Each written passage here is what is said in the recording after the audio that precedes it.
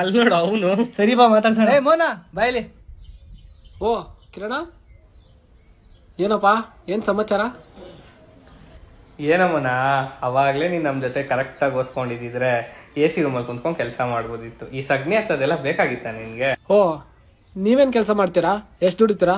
ನಾನ್ sales manager ಮಗ, 30,000 ದುಡಿತೀನಿ ಮಗ. ನಾನ್ software engineer ಮಗ, ಒಂದು 35 ತನಕ ಬರುತ್ತೆ. ಬರೀ ಹಾಲಲ್ಲೇ ನಾನು 60,000 ಮಾಡ್ತೀನಿ. ಗೊಬ್ಬರ ಮಾಡಿದ್ರೆ 20,000.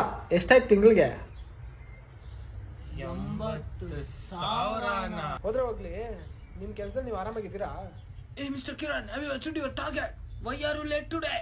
Come to my cabin to be submitted in next 1 hour. ನಿಮ್ಮ ಮಕ್ಕ ನೋಡ್ರೆ ಗೊತ್ತಾಗುತ್ತೆ ಬಿಡಪ್ಪ. ಹೋಗ್ಲಿ, ವರ್ಕ್ ಫ್ರಮ್ ಹೋಮು? ನಂದು any time work from home. ಹೋದ್ರೆ ಹೋಗ್ಲಿ, ನಿಮ್ಮ ಕೆಲ್ಸದ ಮೇಲೆ ನಿಮ್ಗೆ ಗ್ಯಾರಂಟಿ ಇದೆಯಾ? ಯಾವಾಗ ಲೇ ಆಫ್ ಮಾಡ್ತಾರೋ ನಿಮಗೆ ಗೊತ್ತಿಲ್ಲ.